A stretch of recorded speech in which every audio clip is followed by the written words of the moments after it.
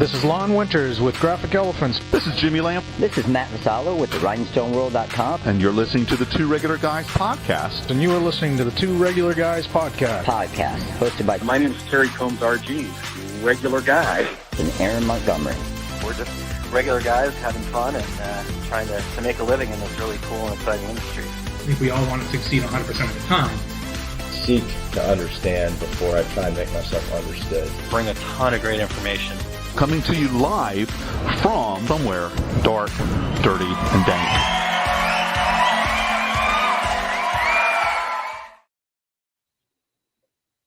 All right. Well, welcome into the show. It is Friday, April 21st, 2023. I'm Terry Combs, and you can find me at terrycombs.com. And I'm Aaron Montgomery, and you can find me over at oursuccessgroup.com. So, Terry, today we're going to be joined by Vik Patel with Craft Express, and we're going to be talking about turning your craft hobby into dollars.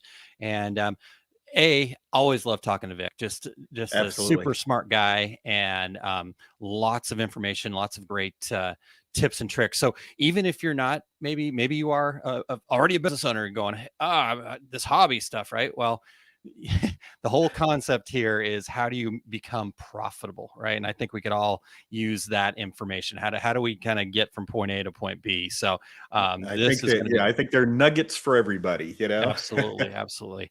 And Vik's done a lot in our industry, so he'll have some fantastic perspectives, and I love what he's doing with Craft Express. You can see his personality coming out in that, and it's pretty darn cool. So I'm excited for that, Terry. Excited to be back in studio. We had a great show last week from a shocker, everybody, from a bar.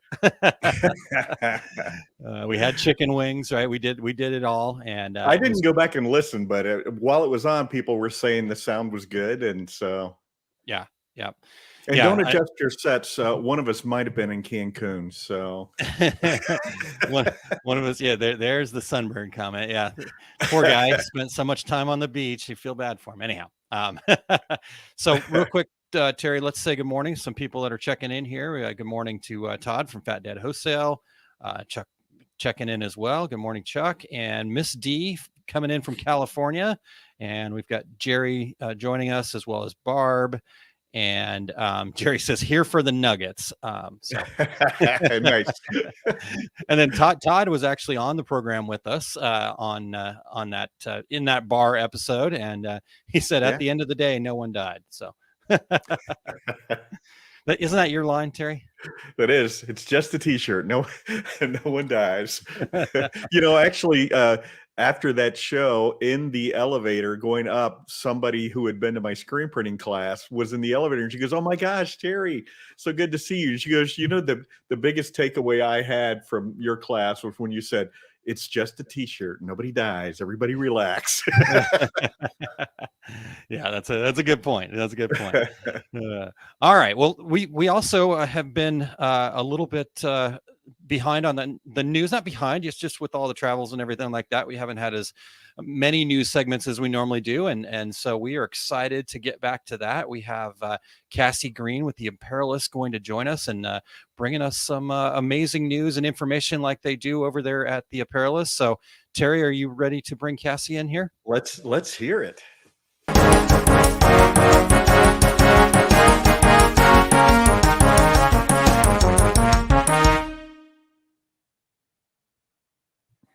Hey guys, excited to be back, bringing everybody the news. We're only sharing a few headlines today, but don't worry, there's plenty at apparelist.com, as Terry and Aaron said. So go on over there if you want to catch up on everything you've missed. I just have to say first before we start, y'all are cracking me up today. I'm dying laughing at everything you're saying. So thanks for that great start to our weekend. Let's get into some headlines, right? First headline I want to share with you guys today. ShirtMax launches t-shirt giveaway to benefit charitable organizations. I'm a sucker for feel-good stories. Y'all probably know that. I've shared several in this segment in the past. This is a pretty neat story. So ShirtMax, which is a provider of wholesale blank apparel, is doing this national t-shirt giveaway. Now, the company has previously done quite a bit of work with, several local charities. They're in the Atlanta area. This year, they decided to expand it to be a national initiative. The giveaway is open to all nonprofits and charitable organizations in the U.S. This includes church groups, homeless shelters, youth programs, everything like that. I interviewed the co-founder of ShirtMax. His name is Jordan Adair. He mentioned they've already received several applications. So if you check out the link on our site, you can kind of see all the details. Really cool stuff.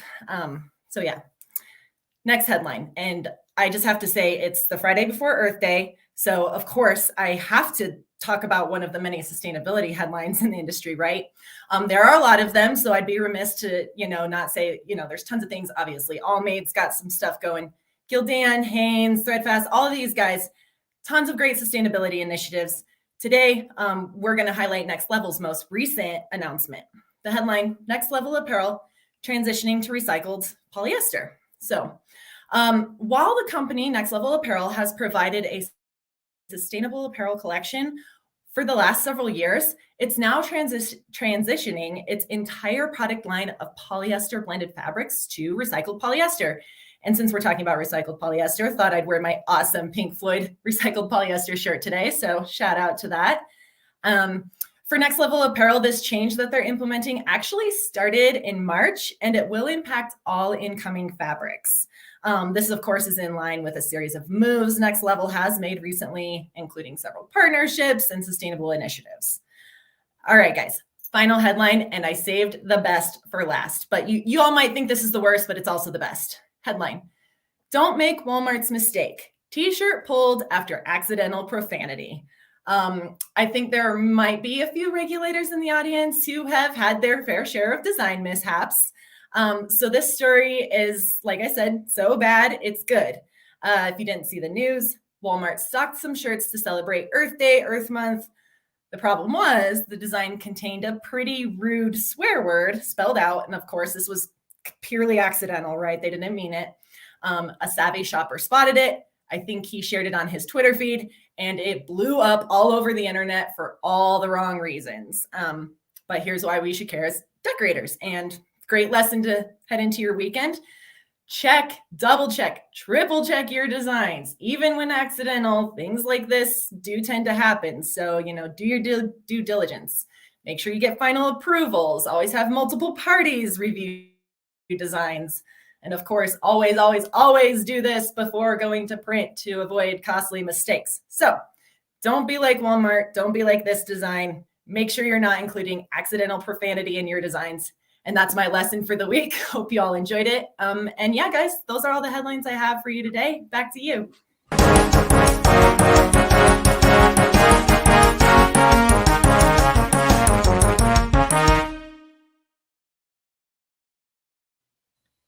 And there's our nugget from Cassie. No accidental profanity in your graphics. Accidental, or like some people that we might know specific, right? Like non-accidental, intentional. There's definitely a decorator here in actually in Glendale that, yeah, totally on purpose. Intentional profanity. Yeah, definitely. All right. Well, Cassie, right back at you. We loved all that you shared, cracking us up and bringing just lots of great information at the same time. So really appreciate that. And definitely, as Cassie mentioned, go check out what they've got going on over there at Apparelist and read all the backstories, check out all the amazing video content that Cassie puts out, etc. So really good stuff happening over there at Apparelist and Printing United. Terry, we've got a dad joke for you. We had to make a last minute change. So yeah, and I know Jay Bassell is tuning in to hear his dad joke, but Jay, I was informed while Cassie was talking that on September 30th, Lee Wright gave us the exact same dad joke. So you're gonna have to dig deeper, my friend. Jay did say, that's not my joke. I heard it somewhere. You might have heard it here, Jay. I was gonna say, there's a good chance if it was a dad joke, you probably heard it on this program. Okay, well, fortunately, I have an 11-year-old, so there's an endless supply of dad jokes that we can tap into. So this one is from my son, Lewis. Are you ready, Terry? Are you buckled in? I'm ready. Let's hear it. All right. Eric's already cringing. That's the crazy part right now. All right. Well, Terry, this is another public service announcement, actually. So do not accept friend requests from Taco Bell. Why You is know that, why? Aaron? I love Because Taco Bell. because they're not your friends. Oh, and I see that for our podcast listeners, Eric has defined your friend. Thank you, Eric, On the for screen. defining the friend, especially with a last minute change like that. So interesting. All Yeah, right. I'm sure he was cringing because I saw he was copying it from the outline as I was changing the jokes. So. Okay. Well, All right. real quick before we move on to the next segment here, Kristen actually talking about that shirt said Walmart pulled the shirt, but it's still available on Amazon. And Todd mentioned he may or may not have that shirt. And then Rick from 613 said subliminal. So, right. All right. And then, we do have the follow-up before you dive into your part there, Terry, from Todd. So I will get my giggling out of the way now. Todd says, let us think on that for a bit because it wasn't that spicy. So there you go. Plays right. Go ahead, Eric. Lettuce, Lettuce. All right, Terry. All right. Before we go any further, Aaron, we want to thank everybody for checking out the Two Regular Guys podcast, and we are always looking for new guests. So if you or anyone you know would like to join us, go to calendly.com/2, the number 2, regular guys, with your show ideas. And we'd also love to have you lend your voice to the podcast. So we are looking to update our introductions. Some of the folks in that introduction are either with different companies, no longer in the industry. Some have retired. So we'd love to have some new voices there. So you can go to decorators.ink/intro, and you can record a video or audio message. Just tell us your name, your company name, and let the rest of the regulators know that you are listening to the Two Regular Guys podcast. And you can, even if you have a dad joke, you can share that as well, and we'll play your recording on the air. And lastly, we appreciate you giving us reviews wherever you do your podcast listening. If you're watching us live right now, please join in with your comments and your questions for Vic. And if you're listening to the podcast version, we would appreciate you sharing the Two Regular Guys podcast with all of your industry friends so they can become regulators too. Absolutely. So check that out. Terry, we're going to, we want to get to Vic here. So we're going to do something else real quick though, because we didn't have a chance to do this. And you were out at the ISA show. So right. Could you give us like the elevator pitch for it? Sure, absolutely. Recap the ISA show, for anybody who doesn't know, is basically a sign show, and it was up in Vegas. So quick trip for Jay Bassell and I to shoot up there, 45-minute flight. I did get flight delayed on the way back, though, so I walked in the door at midnight, walked out the door at 6 a.m. to go to Dax, Minnesota. So, but Tinley Park. Lots of DTF at the show, interestingly enough. Probably 8 or 9 different DTF printers at a sign show, which was interesting. Wow. Yeah. Brother was showing their GTX Pro that they've converted over to be kind of a small format DTF machine too, which was kind of interesting.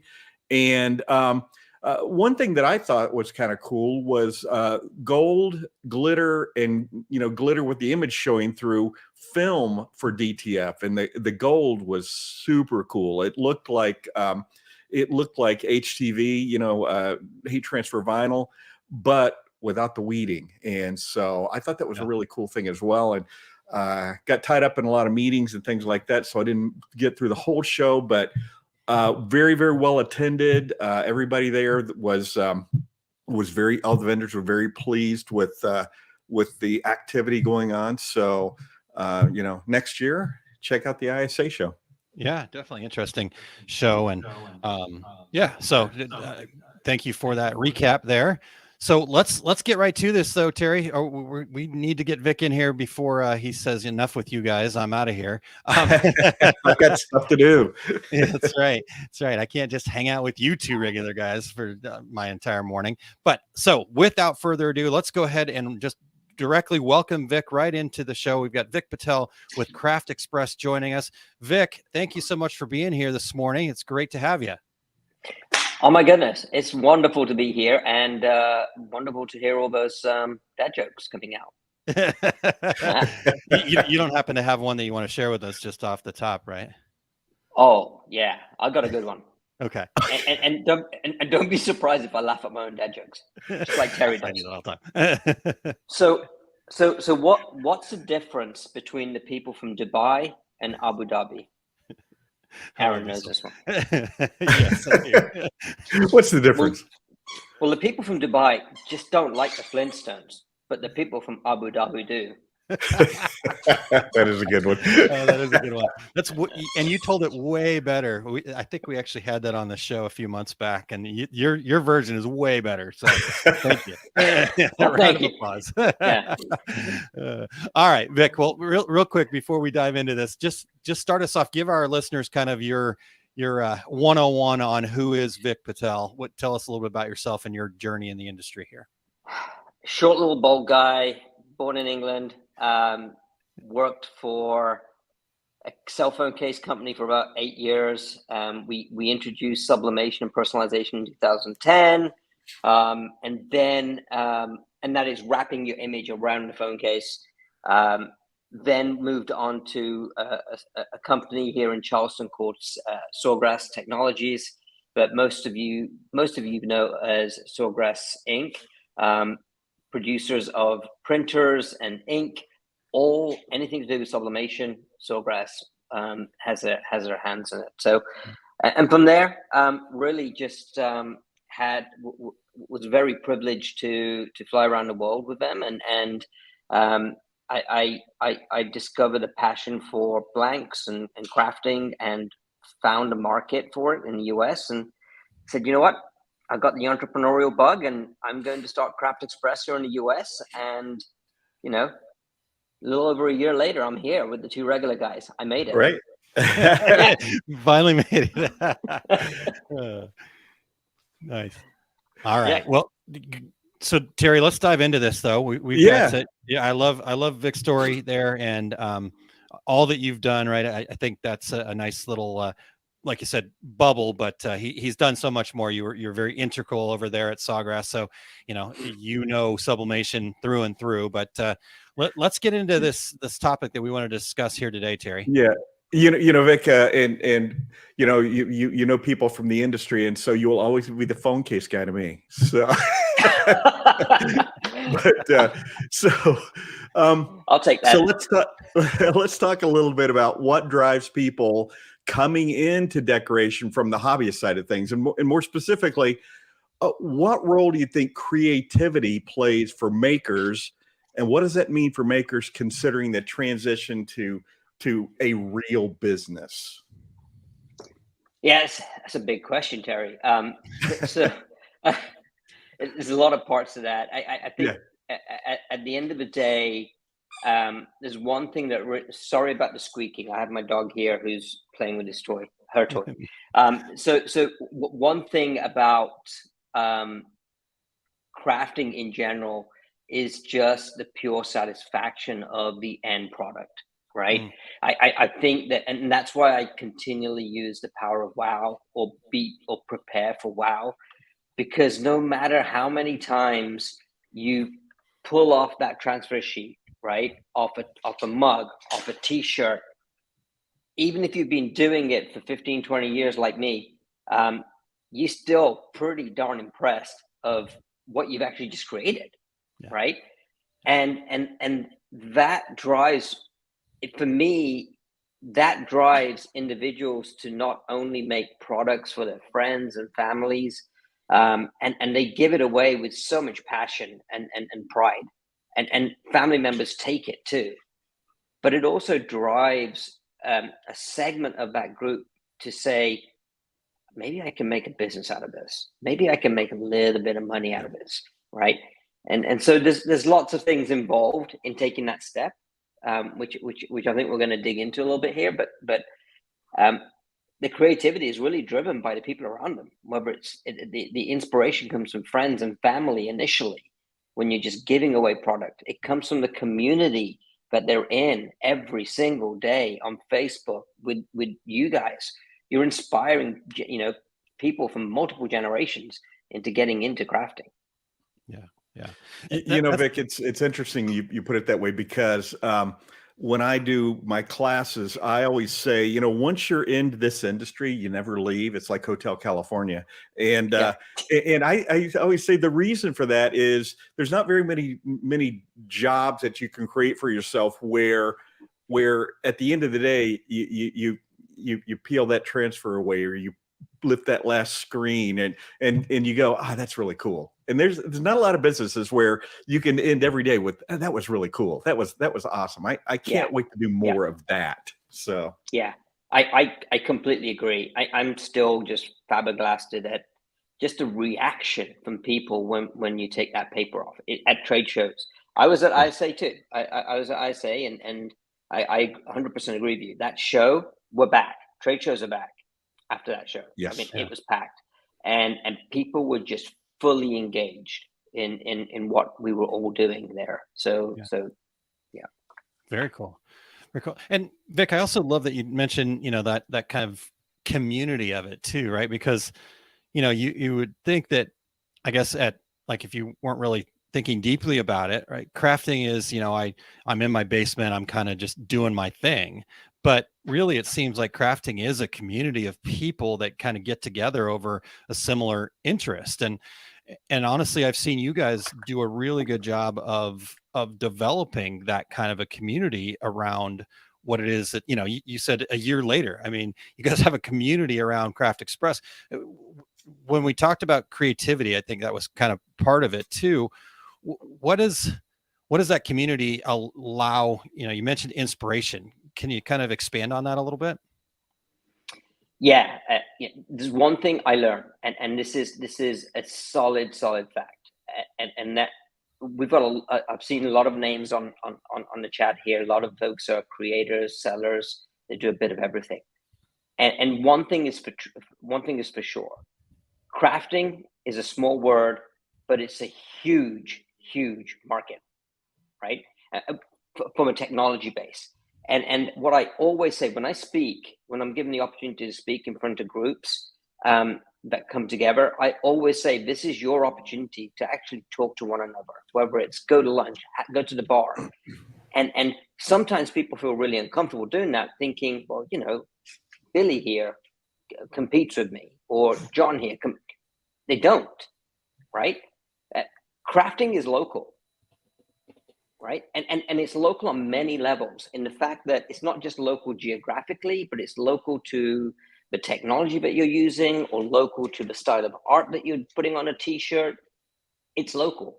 My neighbor 3 doors down has sublimation equipment, and they produce t-shirts for pickleball teams and tennis teams around Charleston. Right. There's another family down the road that makes coffee mugs for a living. They both have the same machines. They don't compete against each other, but they learn off of each other. They learn about the best ways to sell, the best ways to promote without spending too much money, right? Because, people aren't flush with cash, but we need to get a little scrappy. So I always say the community aspect is, we are a community, a true community, one that raises each other up and builds their self-esteem up, and grows helps grow individual businesses. That's what we do. I don't think there's anyone in our community, in any of our channels, that bring people down, and we don't take down negative posts. We keep them up. I think we encourage it. Yeah, people learn from it. Yeah, that's so true. And I'm assuming it's Megan, but we've got Craft Express there saying we love our Craft Express crafting community. So it does come from that. In fact, she follows up with, community is greater than competition. So yes, true statement. Okay, well, Vic, let's. Vic, you have your dog with the squeaky toy that we can't hear. You guys can hear my dog, because there's an electrician going in and out of my front door over here. So I'm going back and forth to mute. So all right, no problem. Well, so Vic, I guess, okay, so we talked about hobbyist, craft, that kind of thing. And we're talking about how do we go from that into what you had kind of talked about, right? They're so in love with it and they go, man, I can make a business out of this. So maybe start there. Can you give us your definition of kind of what that means? If it's side hustle or a traditional business, is it revenue? What separates the two things? It's side hustle. I mean, there aren't many people who just want to take the leap and say, I'm going to do this full time. It's a side hustle that is extremely contagious, extremely addictive, and it literally starts with the people you surround yourself with.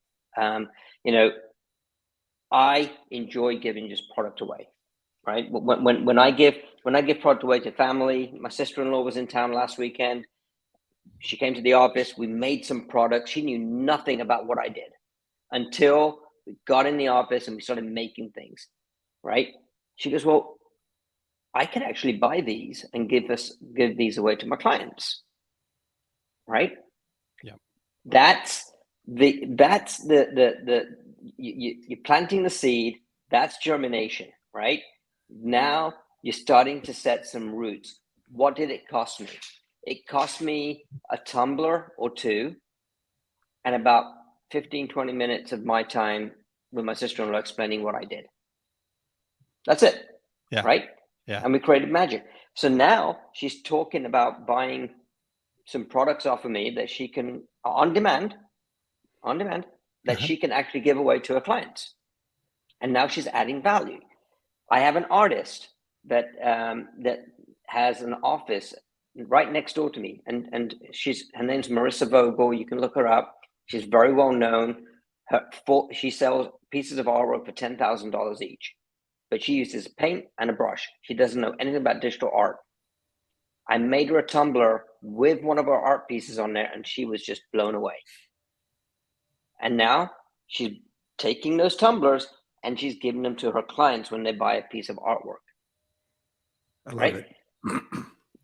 That's how easy it is. It's not. We can overthink these things, but we don't have to, right? We don't have to, and it will happen naturally, and it'll happen very quickly too.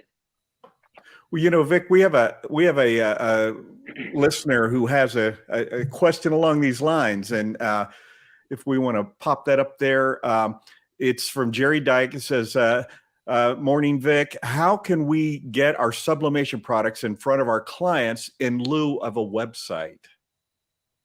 I love this question, Jerry. Love you. Thanks for the question. So I feel that sampling is the best way to get something in front of someone. Okay. Once again, it's not going to cost you much. And this is also teaches you how to start a side hustle. I was a sales guy for many, many years. I was asked to cold call. And you really have to be, you really have to have like the 24th chromosome in order to enjoy cold calling on people, right? Yeah. You really do. It's harsh, it's bad.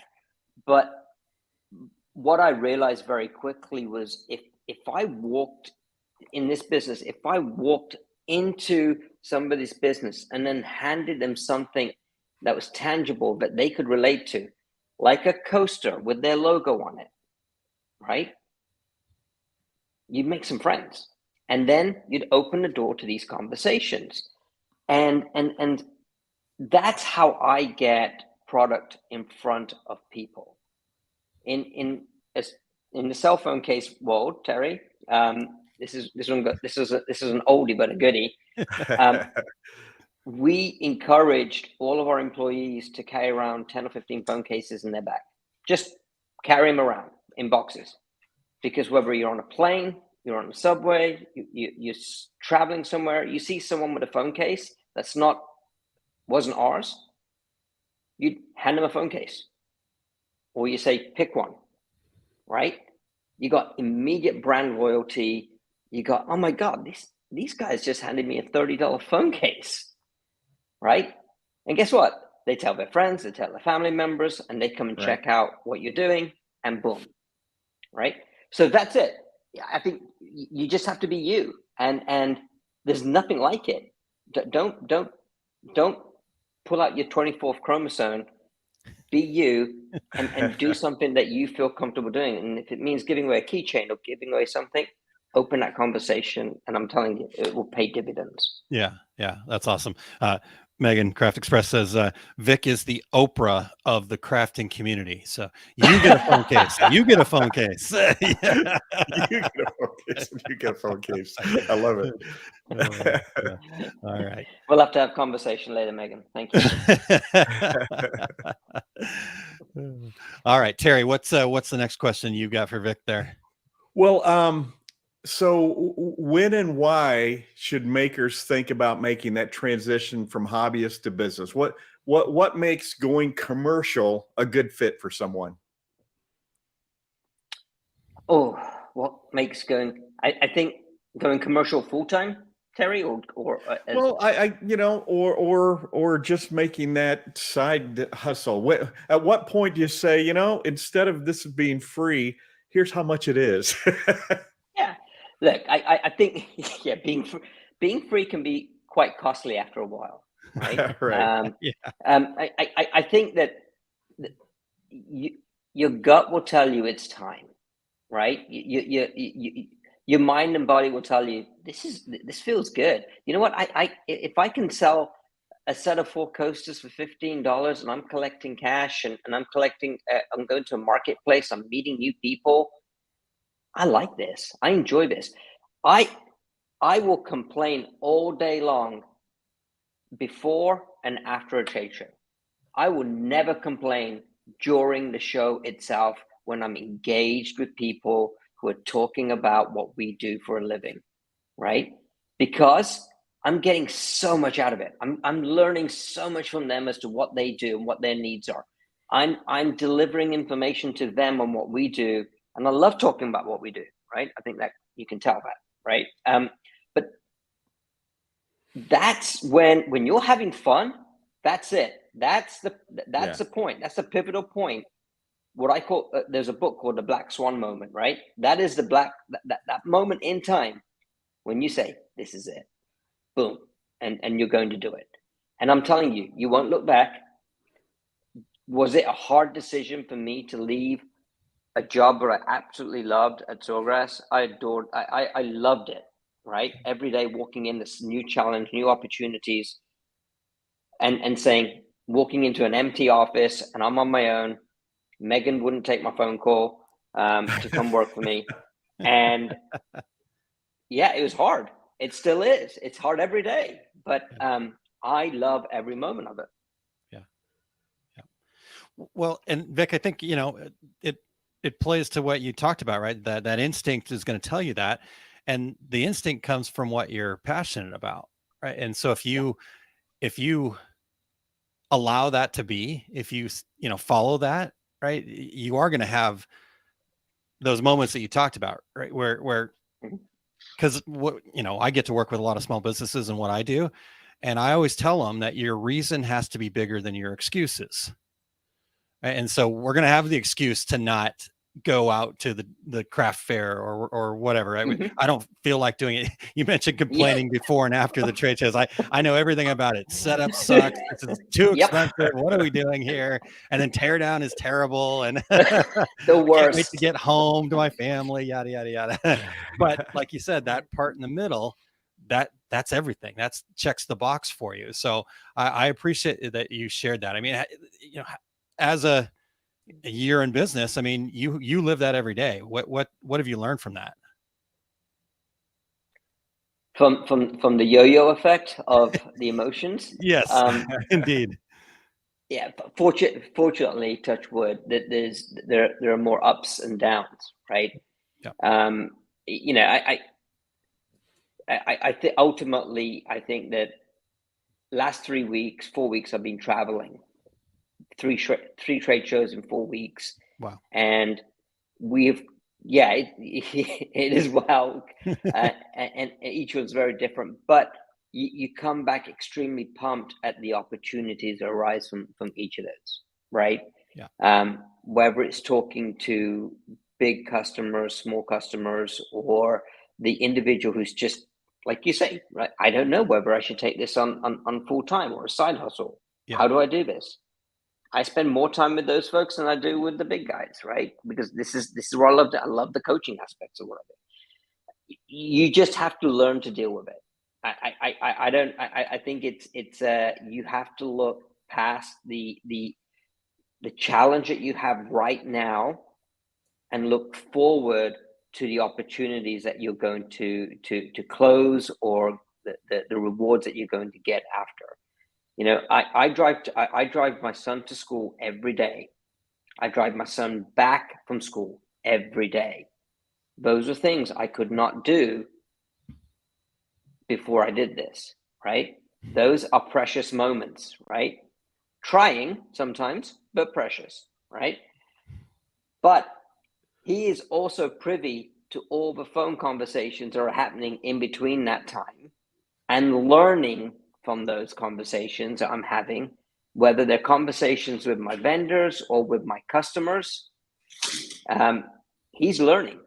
And that to me is just a coincidental, amazing goal, amazing outcome of what I'm doing. I'm actually putting my real fingerprints on him in those 30, 40 minutes when I'm driving him back and forth from school. Yeah. Yeah. That's incredible. Yeah. Yeah. Amazing. You know, when you said that's trying sometimes, I know it's totally off the subject, but I will never forget taking my daughter Riley to school and pulling up in front of the school, and she goes, "Oh, I forgot my shoes." I'm like, "You literally got in the car without your shoes on." So, sorry, that was a total aside. Popped into my head when you said it's trying sometimes. Shiny object. All right. So Vik, okay, I want to keep this moving forward. So we're somebody, right? We're hobbyists. We're enjoying the passion. We're makers. We've got that going for us. But yes, you can kind of sense that spark that, you know, I'd like to go from free to, you know, where where everything's paying for my hobby, and let my hobby pay for itself and maybe a little bit more, right? That transition I'm trying to make. As I'm thinking about that, are there some things that I should be kind of like in my head, planning ahead for here a little bit? Well, obviously planning ahead for how you're going to grow the business, where you're going to grow, right? Yeah. I think, you know, I said crafting is a small word, but it's an expansive, it's a huge world. Yeah. I think the biggest pitfalls that I've seen people make are they're so excited. I can make this, I can make that, I can make this, and focus, right? It's like the whole Star Wars focus, young Jedi. So like, focus on what you're good at doing, right? You can expand gradually, but if you focus today, and if you're just making coffee mugs, just keep making them, right? As long as that money's coming in, keep making them, and then you can expand out and make a 15 ounce, and then start looking at making a tumbler, right? But don't go too wide too quickly. But stay narrow, and it's okay. It's all right if people in our community are making 1,000 different products. It's all right. Yep. You're not going to get left behind. We're in a $44 billion market in the United States alone, growing at 10% every year. Yeah. Okay. You are not going to get left behind. Yeah. And there's nothing like a personalized or customized product to drive up margins, period. Yeah. You cannot beat it. Yeah. So focus and set goals, set achievable goals for yourself. Don't say you're going to be $1 million business in the first month. Set achievable goals that you know that you can achieve, but you're not going to sacrifice your time with your family too, because, you know, if you've got a job, you got to spend time with family, you got to do this side hustle. You'll make money. There's no doubt. And you'll enjoy doing it too. Yeah. Yeah. I think that's really great advice. You know, focus on one thing. I always cringe when somebody comes up to me at a trade show and says, "Okay, I just ordered screen printing equipment, and I just bought an embroidery machine, and I want to talk to you about a sublimation printer, and I'm also going to buy an engraver." And I'm like, "Oh my God, stop! Oh my God, stop buying things." Just give me the money. Yeah. I mean, after this thing, stop buying things. But well, and speaking of that, buying things, so any business takes time and money to operate. So what kind of cost should hobbyists be thinking about when making this transition? And at the same time, what keeps people from taking the leap? Is it hey, this is going to cost me a lot of money, or I'm not going to have a paycheck? Yeah, look, I think the cost factor is huge, right? So you can get into, if it's just sublimation, for example, you can get into this business for just a little over $1,000. Let's just say $1,200, right? You get yourself a printer, and you get yourself a small heat press, whether it's a tumbler press or a mug press, a few blanks, some paper, and the other peripherals that go along with it. And so for about $1,200, sometimes maybe less, you're in. Yeah. Right? You're in. You're not having to pay for any kind of education. You got the folks that come on, the two regular guys. You've got the Craft Express training, and even our other I would say competitors, but other players in the marketplace have good programs, right? Where you can go and ask questions, right? And so you can learn from the community. I 100% guarantee that everybody, even on this call, has made almost every single mistake there is to make in what we do, right? That's no right. doubt. Learn. Today, probably. Today, yeah. And people are willing to give it up. So I think the investment is, and I'm not going to say it's relatively small, because that $1,200, $1,000 is a lot of money to a lot of people, right? Mm-hmm. But relatively, it's a very small investment to any other business that you want to get into, right?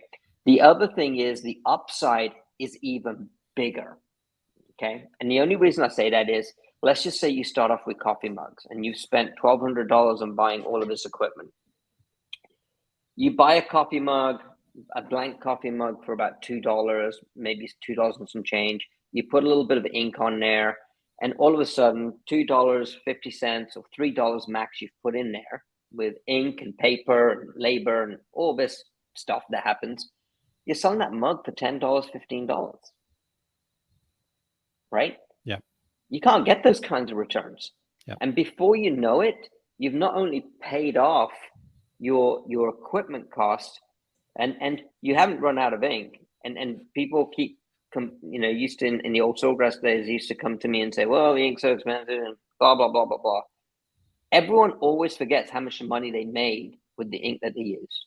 Always. Yeah. Right? They it's no different than putting regular gasoline and the high octane gas in there, right?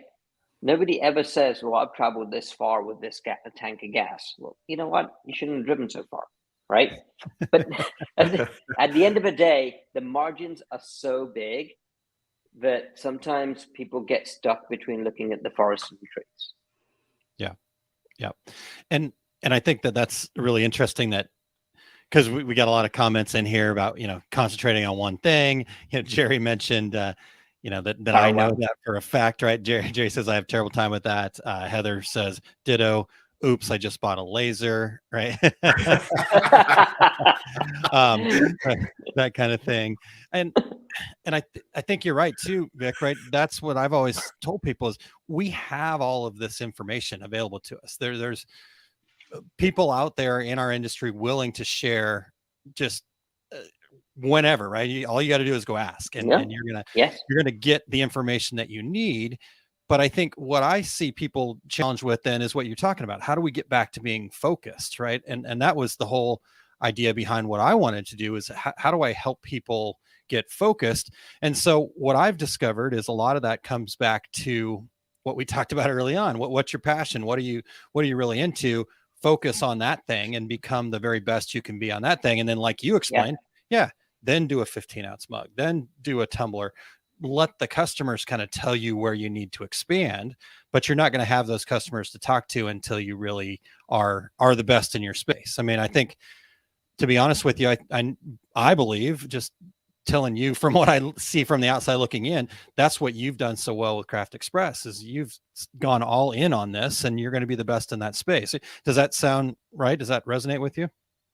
Yeah, totally. It absolutely does. Nobody likes, doing things they don't enjoy. That doesn't give them. We have to do it. We will have to pay taxes, right? Yeah. We have to do it. Yeah. Right. But it doesn't mean you have to do it. I don't have to look at my tax returns every single day. I do it once a year and I'm done and brush it. I'm gone.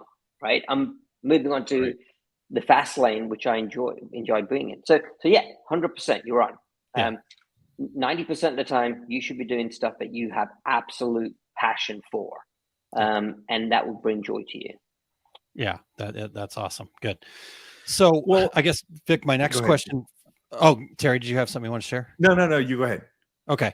Well, I was just going to say my next question for Vic is, like, I think I definitely in my brain, and I know other people have kind of said, okay, well, I want to turn this into a business, right? I've got to go from whatever I'm doing here as a quote unquote hobbyist, as a crafter, into I've got to go, get all this equipment and make this huge investment. And like I said, you can be in quote unquote business for as mentioned, a relative to other things, small amount of money. I know it's like you, I know it's still a big investment, but what is that ramp up, right? Is it like I need to go to the bank and get a loan and ramp up, or can I kind of evolve into that?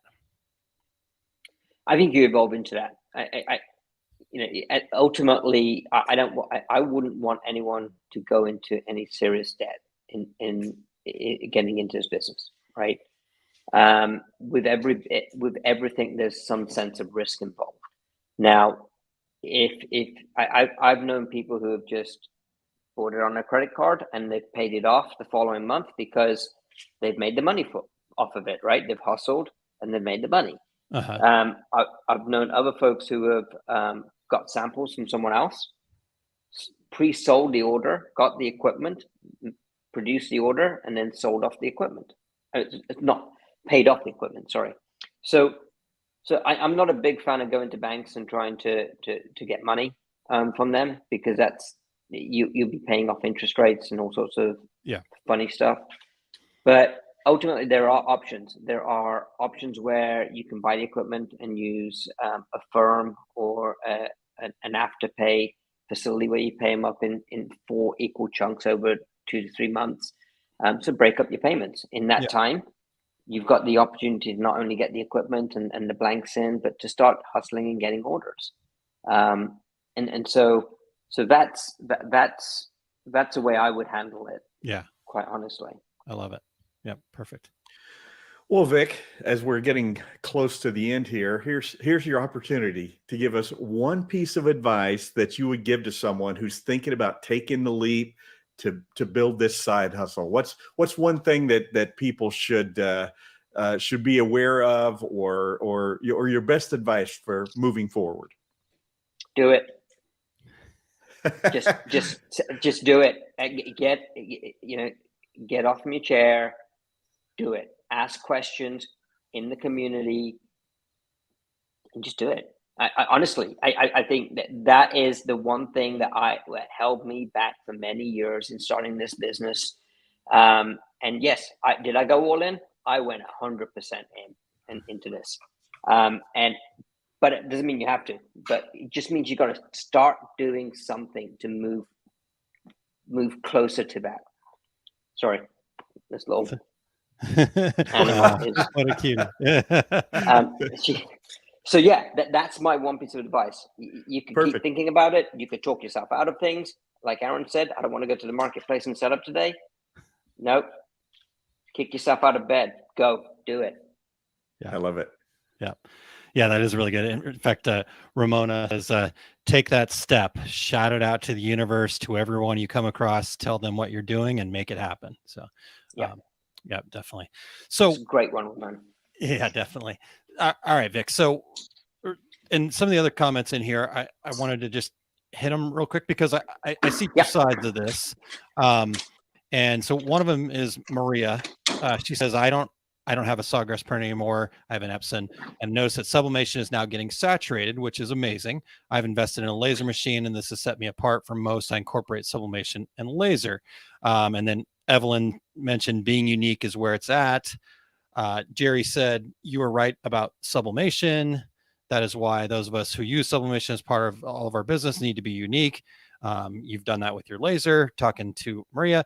But I want to real quick, I know we're kind of running out of time, but I want to get your take on this because I believe you've got there's two things that are going on in my brain right now, I guess, is what I'm trying to get at. One, you mentioned how big this industry is, right? So this whole idea of saturation, I think we have to be careful of thinking in that term. So I want to get your take on that. But then I also want to get your take on being unique. So would you cover both of those topics for me real quick? Yeah. I don't believe we're anywhere close to saturation, right? So we're 300 million people in the United States alone, and I know we haven't sold 100 million sawgrass printers, and Epson has not sold 200 million Epson printers in the marketplace, right? And that would kind of lead to sort of saturation. I think where we're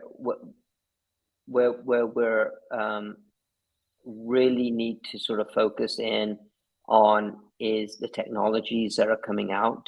Terry looked at direct to film, DTF, right? We looked at sublimation. There's people have mentioned laser engravers. None of those markets are anywhere close to saturation. Not one of them. Now, are there a lot of cutters out there in the marketplace? 100%, right? Yeah. Equipment is one of these things that people buy and don't necessarily rebuy until they absolutely have to, unless it's broken. So, right. So you're not going to keep rebuying it. However, the things that equipment can do, those are ever evolving, right? Yeah. So, for example, vinyl used to be nice and flat. It came out in matte, came out in glossy. Now it's coming out in puff. So those consumable products are evolving. Same with coffee mugs. 11-ounce mug, 15-ounce mug, tumblers came out. The Yeti style cups came out. All this stuff. DTF is now emerging. Guess what's going to happen? It's going to go way beyond t-shirts. So it's going to go into other substrates and other blanks. Yeah. There's markets for all of these, and there's intersecting nodes in between each of these too. Yeah. Right. And those are the nodes that people really need to start paying attention to in our industry. Yeah, nowhere near saturation. I refuse to believe that we're anywhere close to saturation. Yeah. I am in the exact same camp as you, and it's keeping that abundance mentality that is going to drive us forward. But then I guess, Vik, can you transition a little bit from that into, because I do agree with the need to be unique, right? And I think you talked about the nodes, and so what might make people unique is how you bring and what you do with that technology and stuff like that. But do you have any other thoughts on that part of it, like being unique? Yeah, absolutely. Look, I think that there's a lot of people who do heat transfer vinyl who are starting to move into sublimation, right? I think that's where a lot of this is going to, and it's cool to combine different technologies, right? Yeah. Why can't you sublimate something and embellish it with heat transfer vinyl, right? Why can't you take a sequin patch and put it onto something that's not polyester? And what I mean by sequin patches are these things, right? These have been around for years. And you flip the sequins, you sublimate on them, and you transfer the sublimation and the patch at the same time onto a shirt. Yeah. Right? That's cool. And they come in all different shapes and sizes. So why can't somebody just take those and specialize on those at a farmer's market, for example, right? Yeah. And that's what I mean by you can have someone that's doing embroidery that is now moving into this. Yep. Right? You can have somebody who's doing embroidery and saying, you know what I'm going to do now? Instead of being limited by the number of threads I can put through, and I'm not a very big embroiderer. If you had Jimmy Lam on here, it'd be going on for years about this.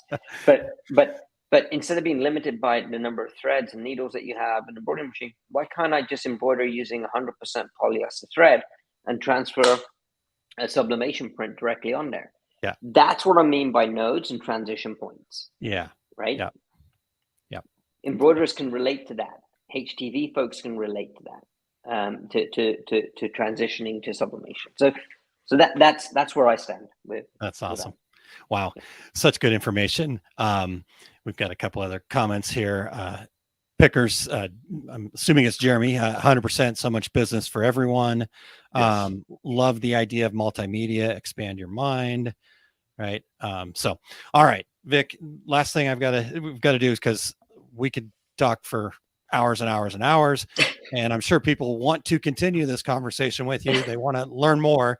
So how do they connect with you? Where can people find Craft Express? Yep. So we're in the usual channels. So we're on Facebook at Craft Express US. We're on Instagram at Craft Express US, TikTok with craft_express. So, and of course you can shop with us at shop.craftexpress.com. You can shop our products at michaels.com, joanne.com, amazon.com, walmart.com. So we're in a bunch of places where you shop. That's awesome. That's awesome. Now, you mentioned TikTok. How many videos of you dancing are there on your TikTok channel? There's absolutely zero. Oh, okay. All right, Vic, this has been fantastic, man. I so appreciate your time. What great information. Thank you for joining us. Terry, you have any last minute closing bits for Vic before we let him get out of here? Well, I think you said at the beginning that there's a lot of good advice, no matter what stage of business you're in. And as always, Vic has delivered that. Yes, he has. Delivering the power of wow, right? Exactly. I guess, actually, Vic, I missed a question. Jerry did ask, what's delivering the power of wow? So, so delivering the power of wow is two things for me. One, it is what I talked about earlier, which is whenever I take something off at a trade show or take a transfer sheet off, and people just go, wow, amazing, right? We posted a couple of videos on Creativation on Instagram, and immediately 6,000 views, and people loving it, right? So that's one thing. I think the other piece, which is more the commercial side of the power of wow, is that wow that people give you is worth money. Okay, and what I mean by that is a regular coffee mug. Let's just go back to example. Costs you $3 with all the ink and everything on there. That regular mug is now worth $15. And the wow part of that is that that difference is what I call the emotional margin, is what people are willing to pay for it above me. So if I put Billy's face on there, Billy's dad is going to pay the extra $10, $15 to buy that mug. That extra $10, $15 is the emotional margin. And that's a wow about this business. Nice. Well, what a perfect place to leave this, Vic. So thank you so much again for your time. And we will talk to you again very soon, sir. Thank you. Keep up the good work, guys. Great. Thanks, Vic. Awesome. Bye. Good deal. You know, Aaron, I'm not allowed to buy any more coffee mugs. I have to get rid of a mug to replace with a new mug. So I'm at that point of my if it's got my coffee mug face on it, consumption. though, it's going to be worth that extra $10, $15, Terry. So put my picture. That was awesome information for Vic, as always. Yeah, it was incredible. So thank you, Vic. Okay, Terry. Well, we're coming up on the end here. So let's tell people where the big book of travels is going to be leading you, and then we'll let everybody get out of here. We'll see him over at the half in just a bit. Terry's big book of travel says he's traveling today. My complete screen printing business course, I'll be at Atlas Screen Supply tomorrow and Sunday. I'm not sure if that's sold out or not. I forgot to ask our friends at Atlas Screen Supply, but the next class in Chicago will be June 10th and 11th. And then I'll be back here in Phoenix at Workhorse Products on June 3rd and 4th. And of course, all my upcoming events you can find at terrycombs.com. How about you, Aaron? Excellent. Yeah. Well, let me actually share what Eric's got coming up here first, if that's okay. Sure. I thought he was still typing. That's why. Well, I've got enough to get me started. So Eric's got coming up later today, the Take Up. It's episode 148, and the FAQ, the frequently asked questions from machine embroiderers and digitizers at trade shows. Eric's been on the road, so I'm sure he's gotten lots of good information that he's going to pass along to you.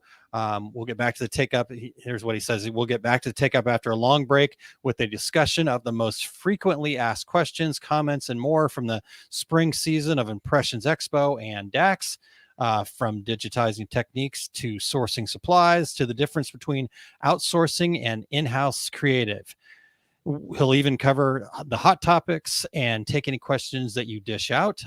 In fact, I know that he's got at least one question that I brought to him. Somebody had asked me a question at DAX, and I'm like, hold on, let me find Eric. Eric, can you come over here? So he helped us out right there on the spot. But if you want to head over to Eric Campbell, ERICH Campbell.com, and click the Take Up tab at the top, you can join him. That is happening live at 2:30 Mountain Time. And then you can always go back and check the replays. But if you're tuned in live, or even if you're watching the replay, just share your insight, your comments, your questions there with Eric. And then breaking news, Fort Worth Impressions Expo is in the works for Eric. So we'll have more information on that as it gets a little bit closer. But if you're in that area, make sure that you note those dates, because it could be an opportunity to check out and get to meet Eric face to face. So as far as myself, I am going to be heading off next week. I will be at the Sublimation Summit out there in Peachtree City, Georgia. If you go to sublimationsummit.com, they actually have a virtual experience as well. So even if you're not in that area and you want to still check it out, go to sublimationsummit.com.